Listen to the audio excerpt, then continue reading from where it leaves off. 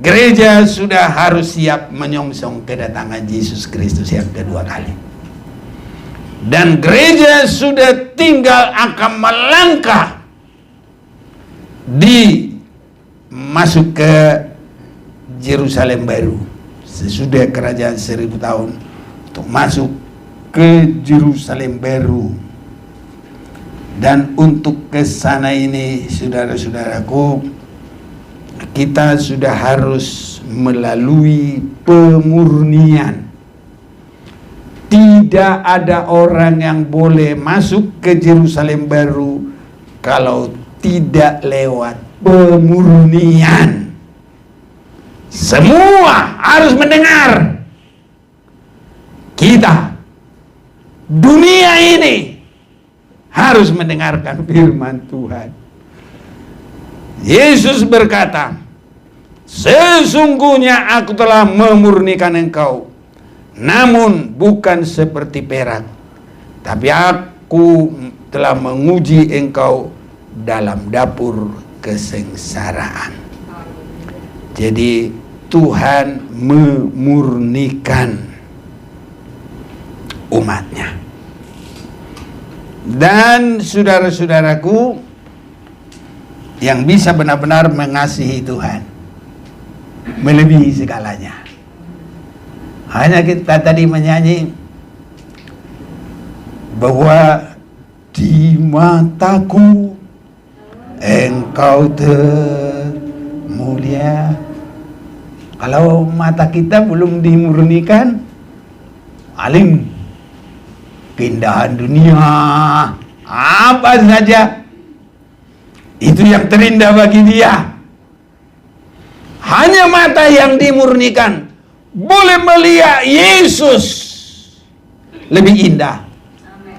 Bahkan walaupun lewat banyak sengsara sekalipun.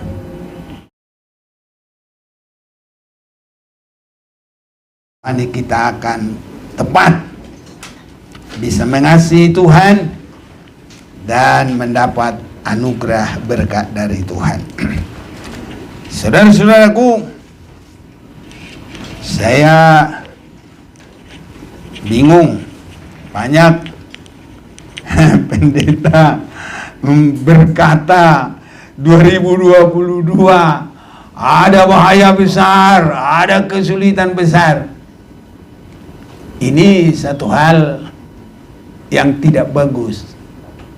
Ini tabiat dari 10 pengintai yang melemahkan. Sewaktu Musa mengutus 12 pengintai langsung memasuki tanah Kanaan, mereka berhasil mengintai, bahkan mengusung hasil dari tanah Kanaan itu. Tapi bahasa dari pengintai ini menjadi 2 bagian. Yang satu membesar-besarkan persoalan,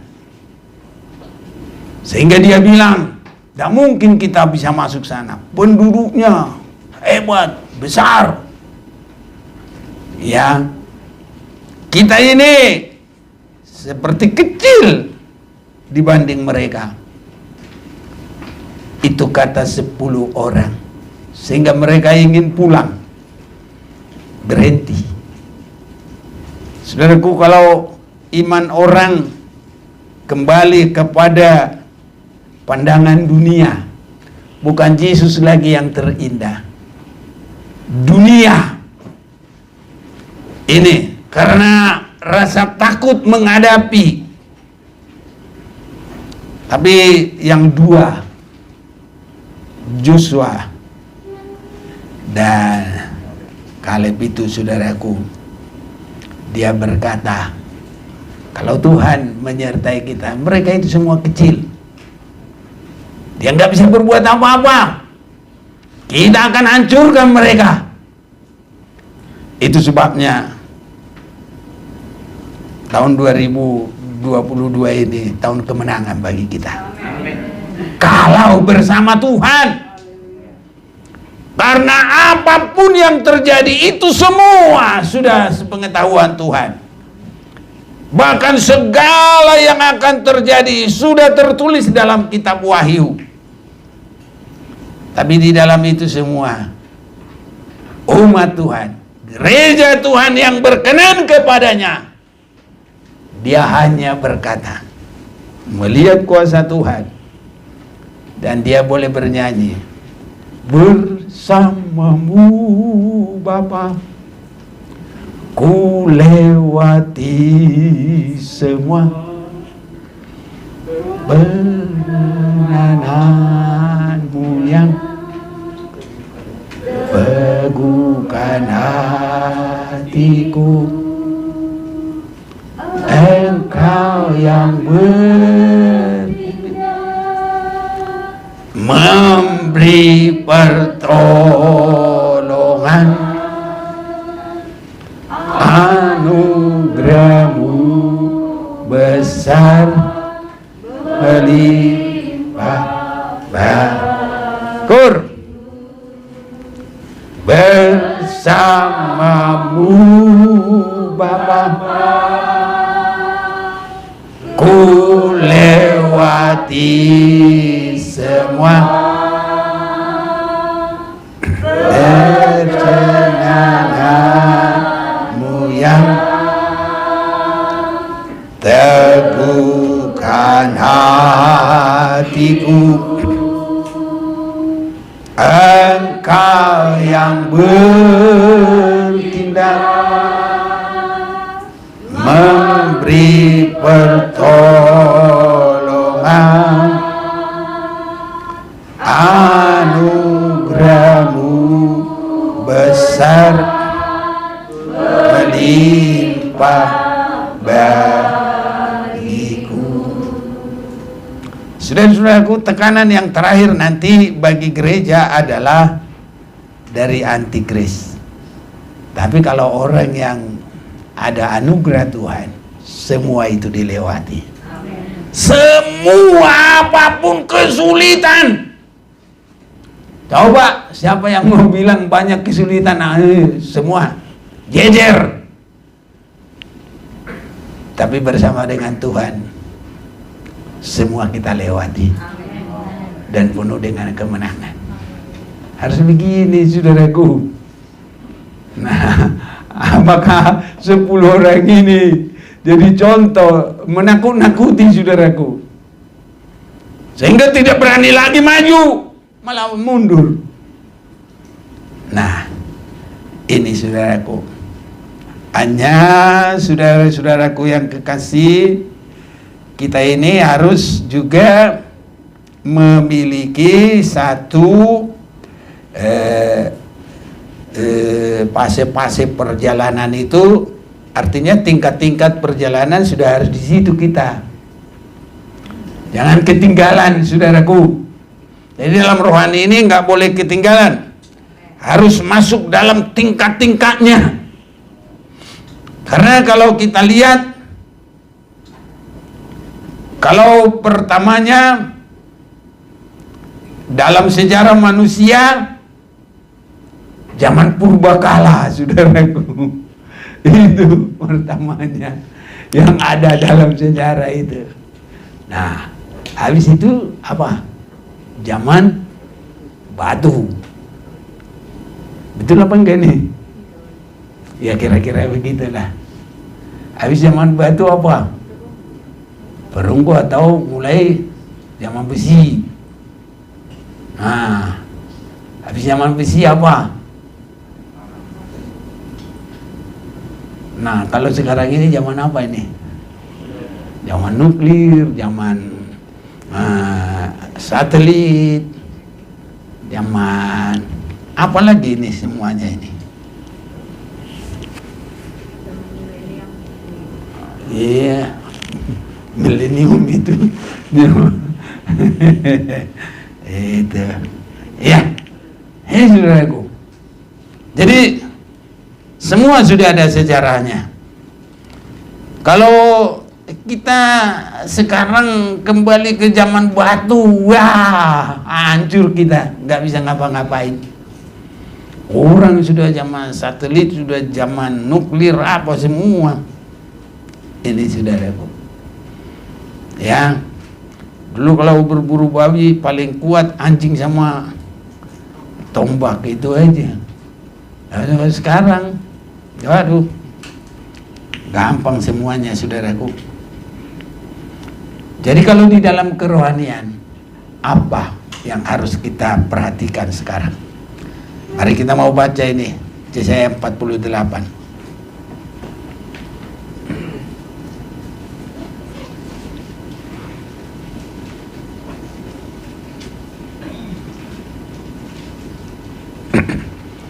Ayat yang ke-10, Yesaya 48.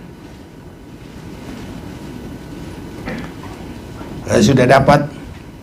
Baik-baik kita baca dengan jelas, dengan teliti. 1, 2, 3.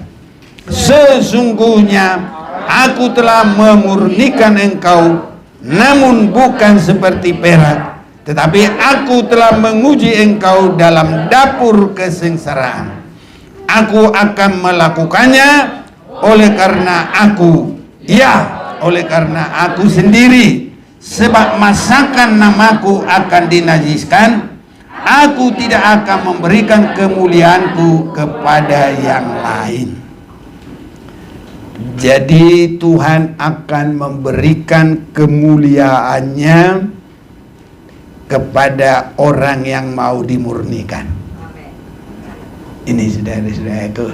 Jadi harus sekarang ini dengar firman Tuhan, nggak boleh lagi, wah nggak bisa kalau begitu, itu keras, orang percaya saja susah, apalagi suci, apalagi sempurna. Nggak zamannya lagi saudaraku. Karena apa? Gereja sudah harus siap menyongsong kedatangan Yesus Kristus yang kedua kali. Dan gereja sudah tinggal akan melangkah masuk ke Yerusalem baru sesudah kerajaan 1000 tahun, untuk masuk ke Yerusalem baru. Dan untuk ke sana ini saudara-saudaraku, kita sudah harus melalui pemurnian. Tidak ada orang yang boleh masuk ke Yerusalem baru kalau tidak lewat pemurnian.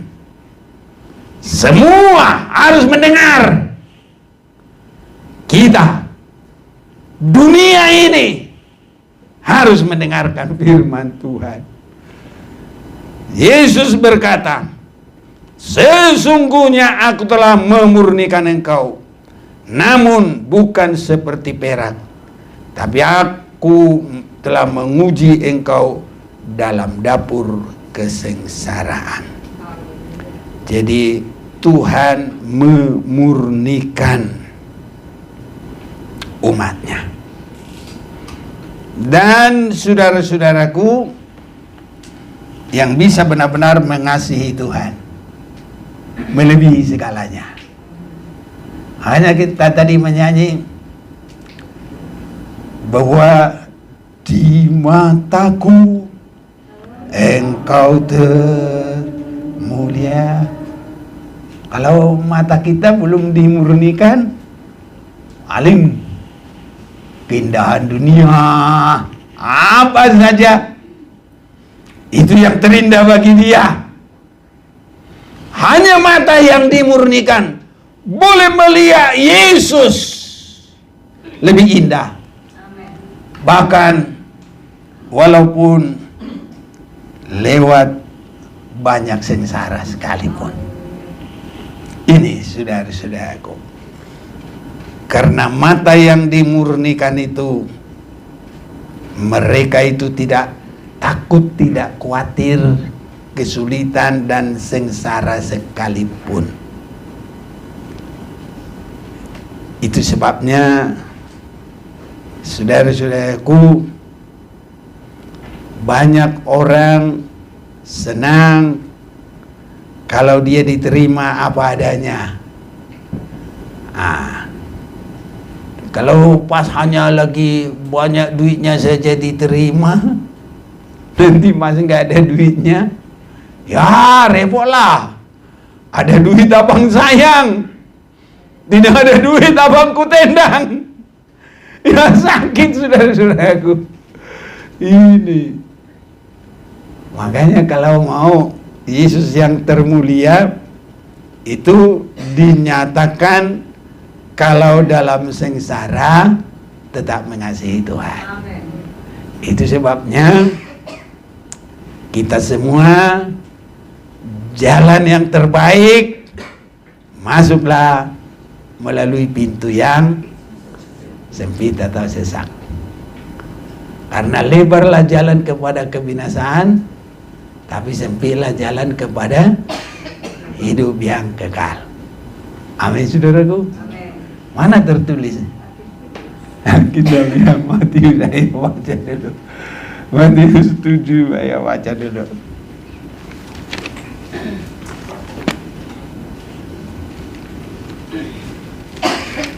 Matius 7 ayat 13. Masuklah melalui pintu yang sesak itu, karena lebarlah pintu dan luaslah jalan yang menuju kepada kebinasaan, dan banyak orang yang masuk melaluinya. Iya.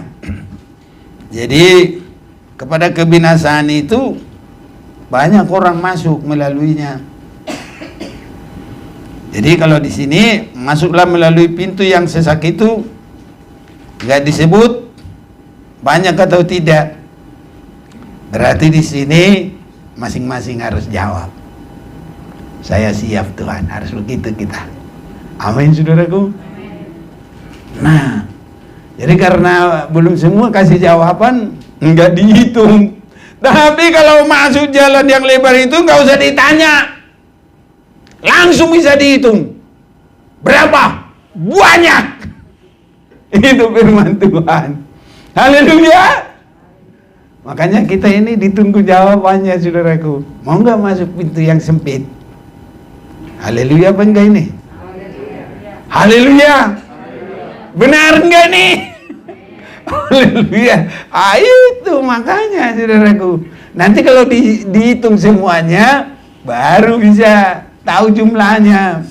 Nah, tapi hitungnya nanti terakhir sekali, saudaraku.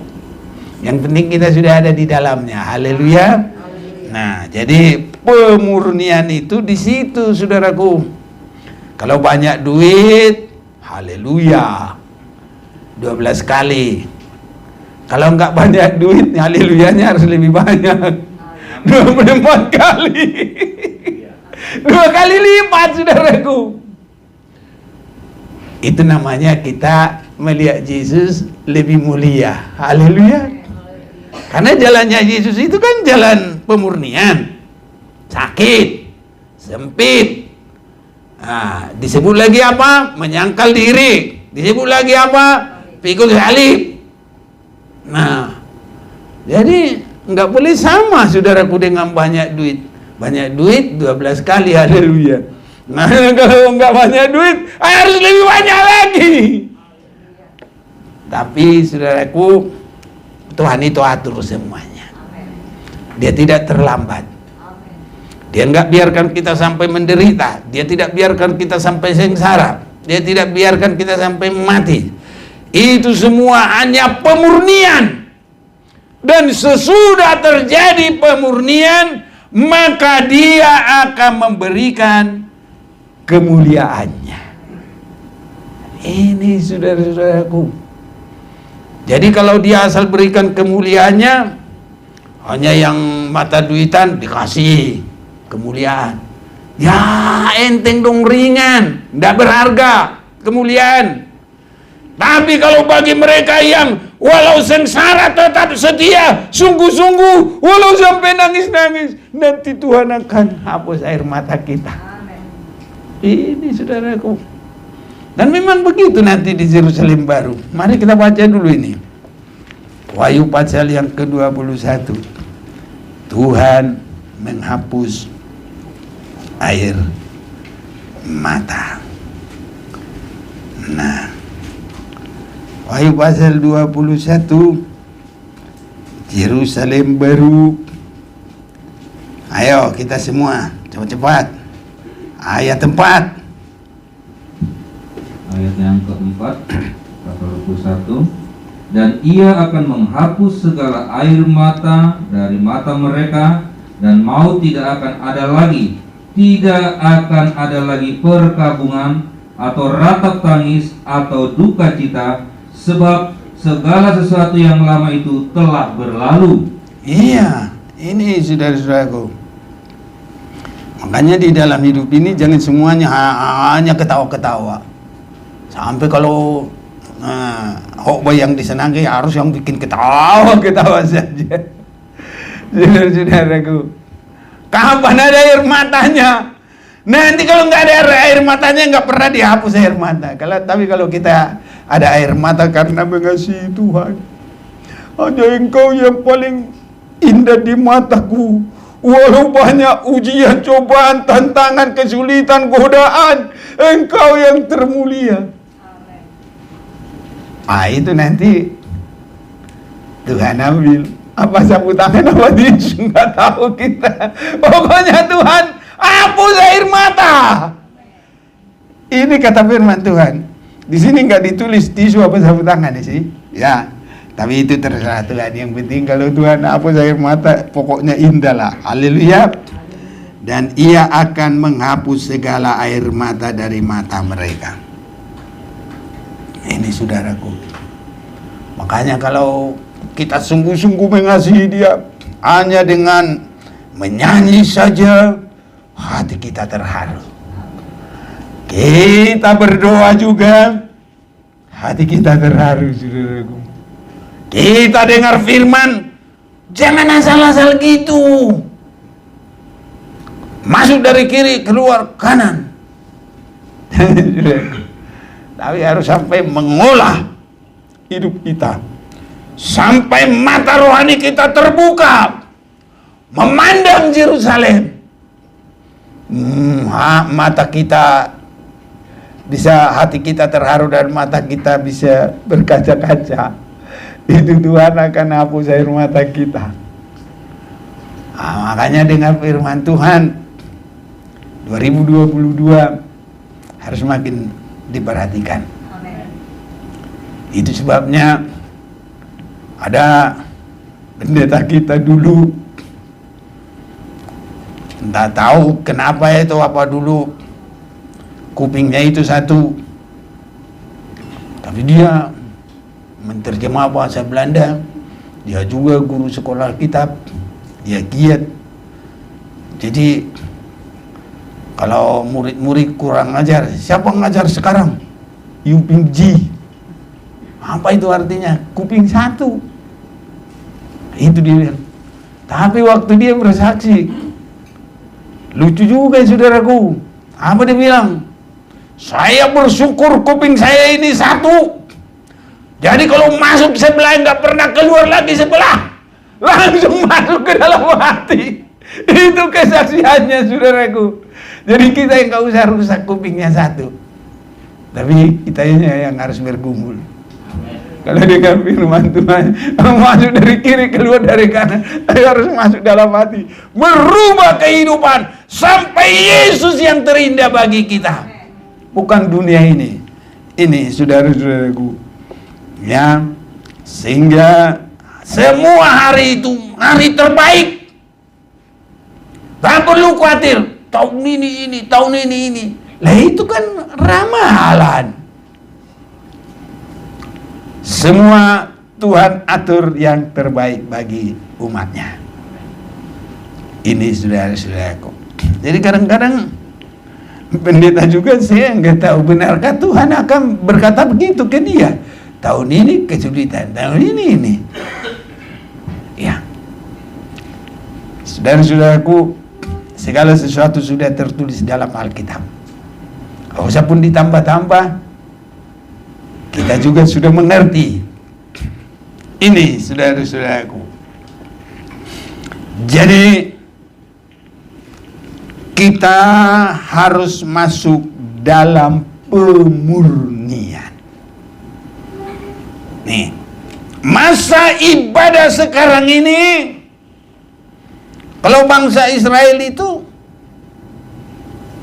kalau dia mau masuk ke tanah Kanaan, pengalaman di Gilgal itu pemurnian benar, saudaraku. Siapa yang belum bersunat, itu disunat pakai batu lagi.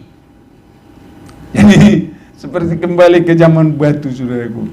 Itu sengsara, pemurnian untuk masuk ke tanah Kanaan.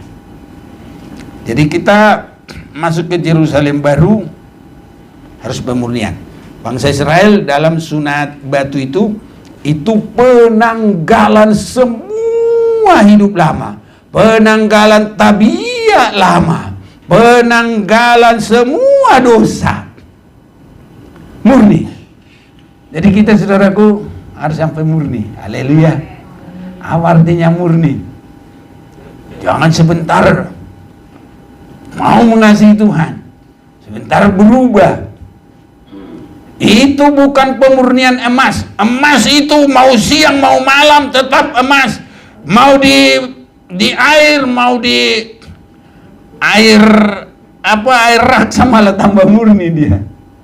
Karena itu pemurnian juga, saudaraku. Mau di lumpur harus begitu. Nah ini kadang-kadang orang ada sedikit ujian cobaan gak terlalu berat dibesar-besarkan, gak murni lagi dia. Alah, kalau begitu ikut Tuhan, Tuhan apa tuh? Bisa begitu, saudaraku. Ngapain lagi ikut Tuhan? Macam lah, saudara-saudaraku. Kalau pemurnian itu sudah murni, mau apapun emas itu, mau di kotak ya emas, mau di lemari ya emas. Kalau emas orang yang nggak mampu begitu, saudaraku, ya kalau emas itu mau di api juga tetap dia murni. Haleluya. Mau didingin ya tetap dia murni, di panas dia murni, di mana aja dia murni. Haleluya. Lah ini mudah sekali berubah. Tersinggung sedikit, wih, Mesir. Artinya apa? Kembali perhambaan dosa. Itu, saudaraku.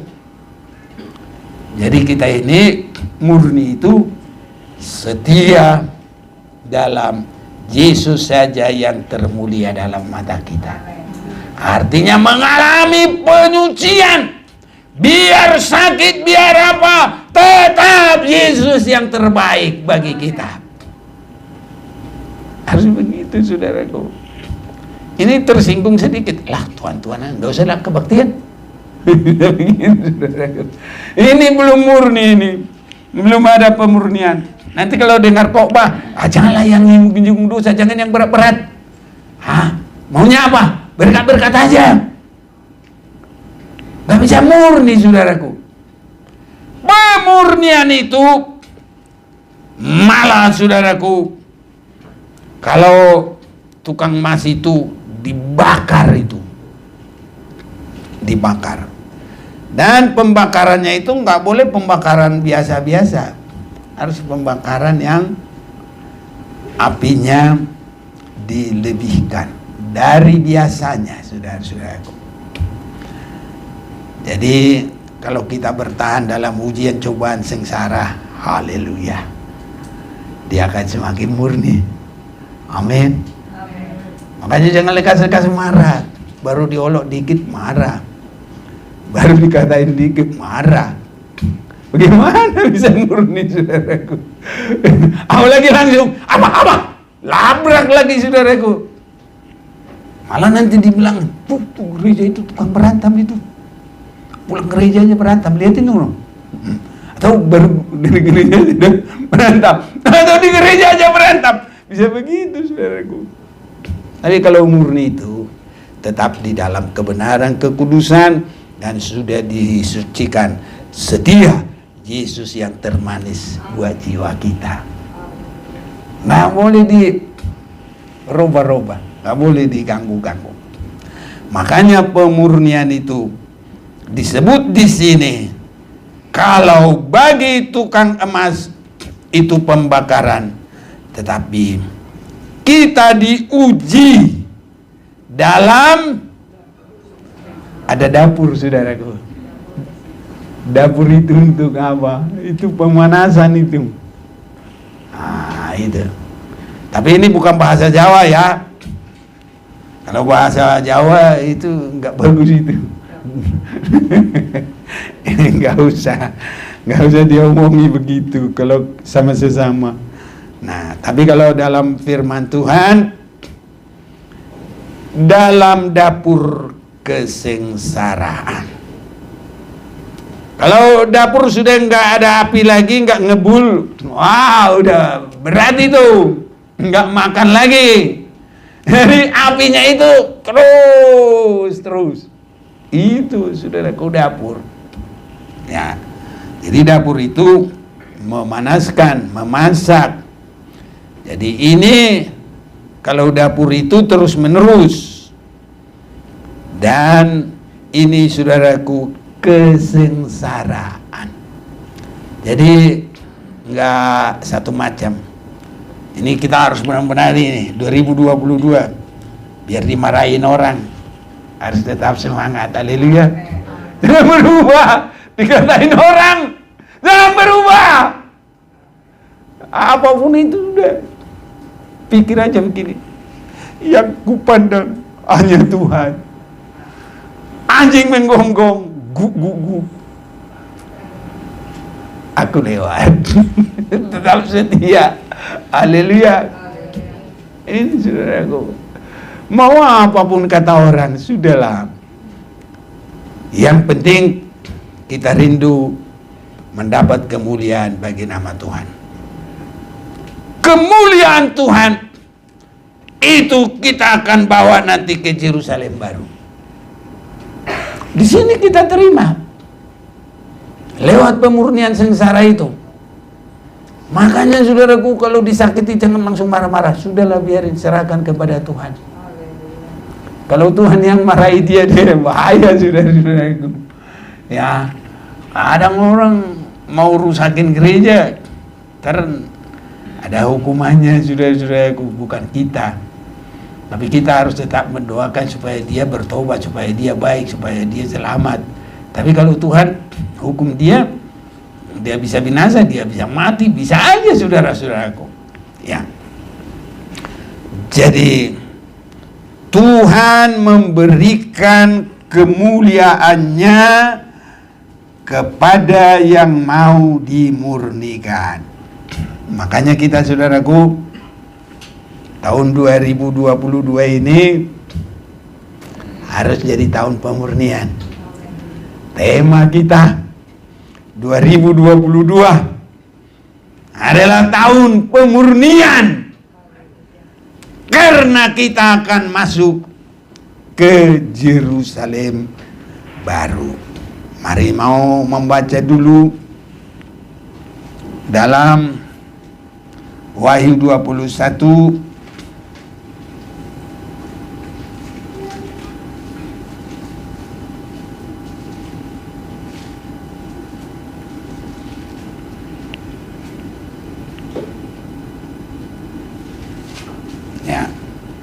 ayat 18. Tembok itu terbuat dari permata jaspis, dan kota itu sendiri dari emas tulen, bagaikan kaca murni. Jadi ini saudaraku, jadi kenapa kita dimurnikan? Supaya kita masuk Yerusalem baru. Karena Yerusalem baru itu adalah terbuat dari emas tulen. Tulen itu murni. Mana yang disebut karatnya emas? Ya kadarnya itu ya, bukan karat bahasa Jawa tayengan, bukan itu. Tapi benar-benar kadarnya itu yang paling bagus. Haleluya. kita harus kadar yang paling bagus. Amin. Di mata Tuhan, Tuhan yang murni. Di mata Tuhan, di mata kita Tuhan yang murni. Di mata Tuhan kita sudah tulen. Haleluya. Kalau sedikit aja gampang tersinggung, waduh, murninya di mana? Nggak ada. Namanya polisi murni, tapi hatinya nggak pernah murni. Haleluya. Karena ada nama banyak si murni. Tapi kita biar dikasih nama 100 murni, kalau hatinya nggak mau bertobat sungguh-sungguh, mana ada murninya, saudaraku? Ya, jadi yang mau ke Yerusalem baru harus hatinya dimurnikan.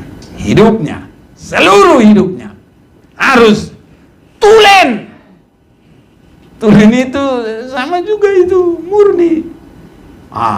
Bahasa lain juga orisinil, ori kata orang, sama, asli, sama.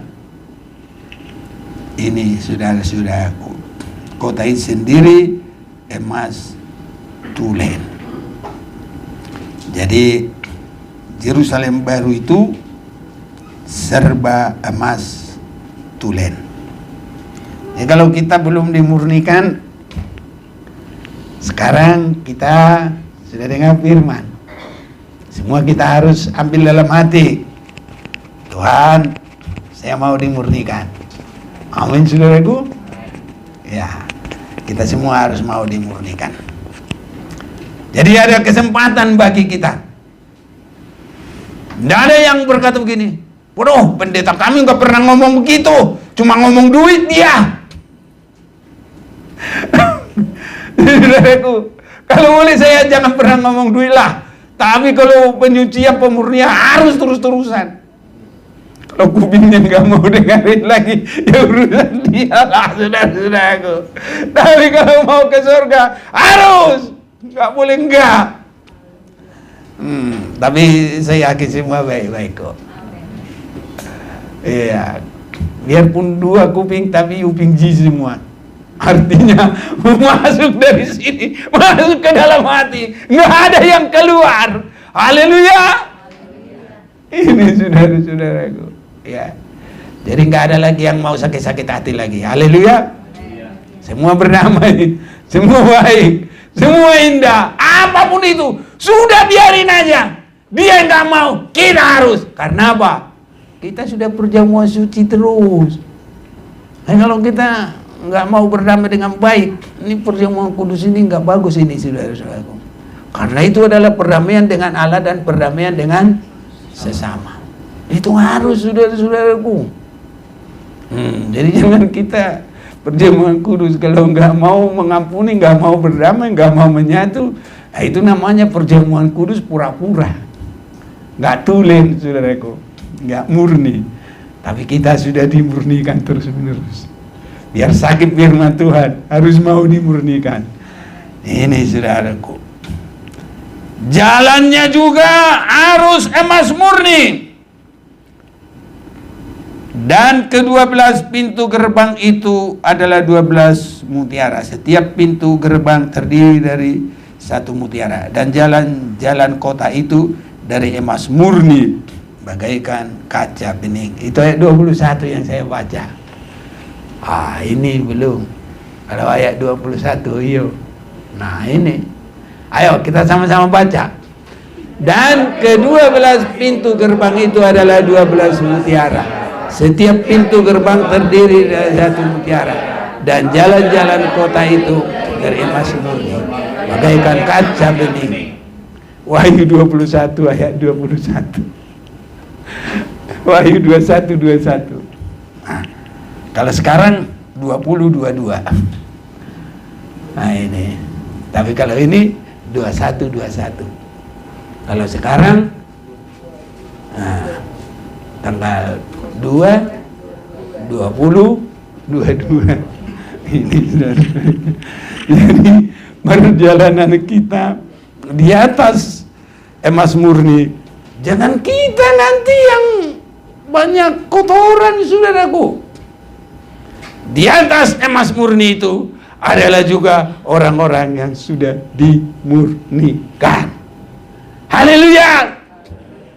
Ini saudaraku, nanti kalau kita belum dimurnikan, jalan-jalannya emas murni, nggak berani, keluar lagi. Tapi kita harus penghuni Yerusalem baru. Haleluya. Makanya sekarang harus dimurnikan. Kaget nanti saudaraku. Sama dengan kalau kita tidur, bangun jam 11 siang. Wow, mata kalau pertama itu, kelilipan. Gak sanggup melihat saudaraku. Pengen tutup lagi. Jadi kalau mau ke Yerusalem baru, jalan-jalannya juga emas murni, ya kita juga harus dimurnikan. Ini saudara-saudaraku. Jadi sekarang kita menerima firman yang memurnikan. Di dalam zamannya kerohanian ini, kalau kita baca di dalam 1 Korintus pasal yang ketiga, kita akan memperhatikan dulu ini sebentar. Kalau ada dibawa ke dapur, karena di situ adalah perapian, maka ada yang langsung terbakar, saudara-saudaraku. Nah, apa itu nanti artinya kita akan memperhatikan. 1 Korintus 3 mulai, yang bantu baca mulai 11. Mulai ayat 11. Karena tidak ada seorang pun yang dapat meletakkan dasar lain daripada dasar yang telah diletakkan, yaitu Yesus Kristus. Entahkah orang membangun di atas dasar ini dengan emas, 1, perak, 2, batu permata, kayu, rumput kering atau jerami. Inilah masa-masa itu saudaraku, dan kita harus mulai dari jerami, rumput kering, kayu, permata, batu permata, perak, baru meningkat emas. Dan emas bukan sembarang emas, tapi emas yang dimurnikan. Itu. Jadi itu sudah mulai seperti tadi, zaman purbakala ada waktunya. Jadi kalau kita dengar firman Tuhan di Bekasi, pertamanya zaman dalam peleburan besi. Itu Mesir. Ada panas, ribut. Pertamanya ya memang begitu saudaraku. Tapi kalau sudah di dalam Tuhan jangan begitu terus. Haleluya. Kapan bertobatnya kalau begitu terus saudaraku? Gampang sekali tersulut. Jangan begitu saudara-saudaraku. Oh ini kenapa jatuh-jatuh terus ini?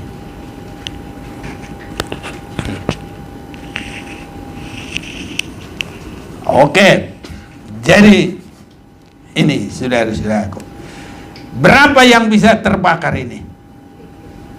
3 yang bisa mudah terbakar. Kayu, rumput kering, jerami. Yang paling gampang terbakar jerami. Kalau kita mau bakar kayu, pakai minyak tanah dulu.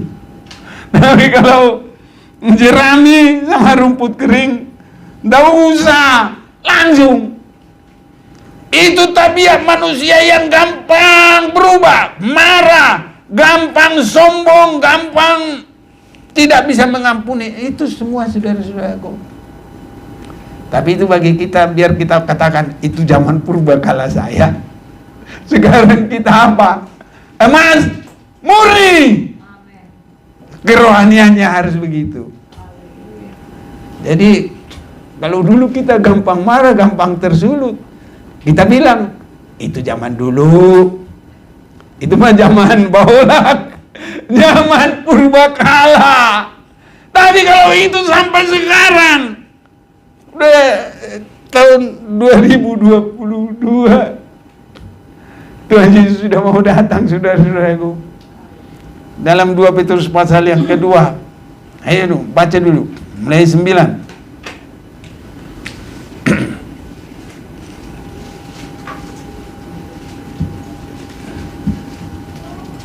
Ayat yang ke-9, maka nyata bahwa Tuhan tahu menyelamatkan orang-orang saleh dari pencobaan dan tahu menyimpan orang-orang jahat untuk disiksa pada hari penghakiman. Terus, terutama mereka yang menuruti hawa nafsunya karena ingin mencemarkan diri dan yang menghina pemerintahan Allah. Mereka begitu berani dan angkuh sehingga tidak segan-segan menghujat kemuliaan. Padahal malaikat-malaikat sendiri yang sekalipun lebih kuat dan lebih berkuasa daripada mereka tidak memakai kata-kata hujat kalau malaikat-malaikat menuntut hukuman atas mereka di hadapan Allah. Tapi mereka itu sama dengan hewan yang tidak berakal, sama dengan binatang yang hanya dilahirkan untuk ditangkap dan dimusnahkan. Mereka menghujat apa yang tidak mereka ketahui, sehingga oleh perbuatan mereka yang jahat mereka sendiri akan binasa seperti binatang liar. ya sekarang 2 Petrus 3 ayat 9.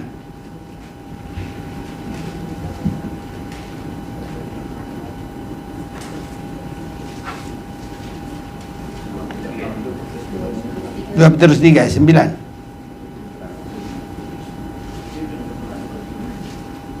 Petrus 3 ayat yang Sembilan. 9.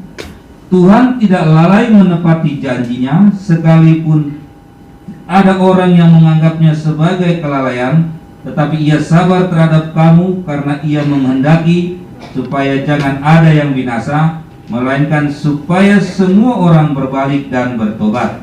Amin, saudaraku. Amin. Jadi kita harus bisa berkata, kalau saya dulu, jadi zaman Baholak, saudaraku.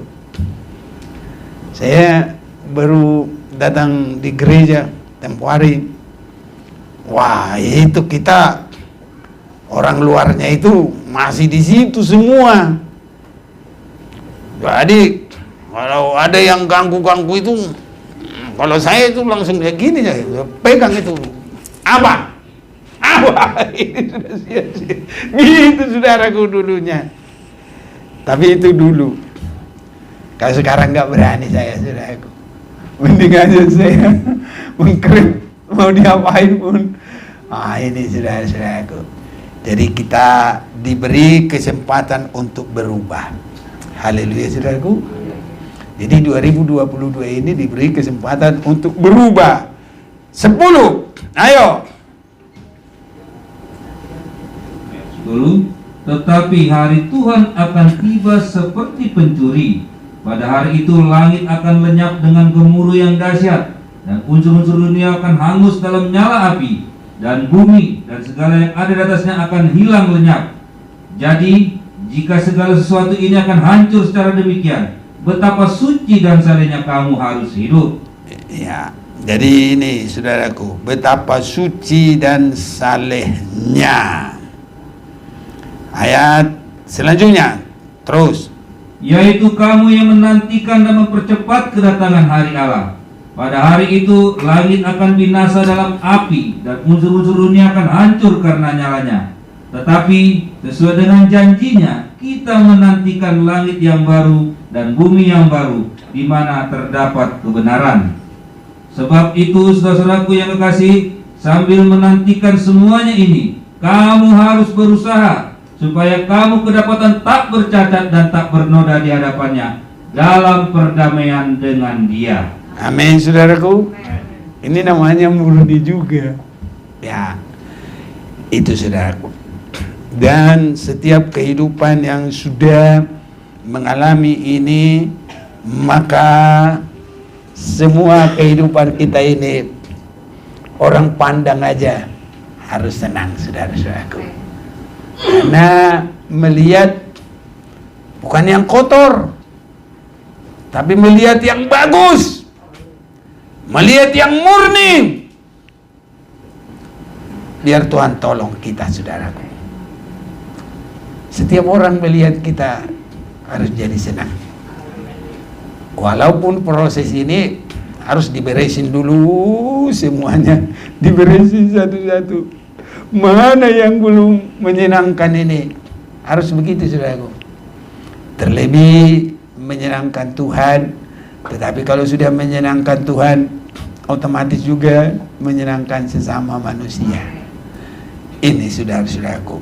Jadi karena sasaran kita Yerusalem baru, kita harus masuk dalam pemurnian. Jadi pemurnian harus kita melihat bagaimana Yesus yang tidak pernah berubah kebenarannya, kekudusannya, tidak berubah. Itulah kemurnian yang asli. Saudara-saudaraku, itu sebabnya kita menanti hari kedatangan Yesus yang kedua kali. Dan kalau Yesus itu dibutuhkan di mana-mana, jadi kita harus bisa menyenangkan siapa saja. Kalau orang yang tidak mau hidup dihidupkan tidak mau, ya itu urusan dia. Itu kebodohan.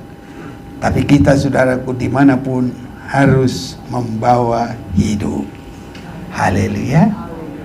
Kemanapun kita harus membawa hidup. Jangan kemana kita membawa kebencian, membawa keonaran. Jangan, saudaraku. Bahkan kemanapun kita harus membawa keharuman Yesus Kristus. Harus begitu, saudaraku. Karena kita sudah disucikan, dimurnikan. Seandainya seperti Esther, waduh, masih jauh pun baunya sudah wangi, saudaraku. Karena dia begitu, saudaraku. Itu adalah gambaran mempelai Kristus, mempelai wanita Yesus Kristus.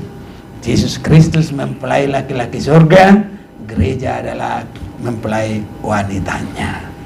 Jadi Esther itu, tidak ada lagi kedagingannya, baunya itu sedikit pun nggak ada.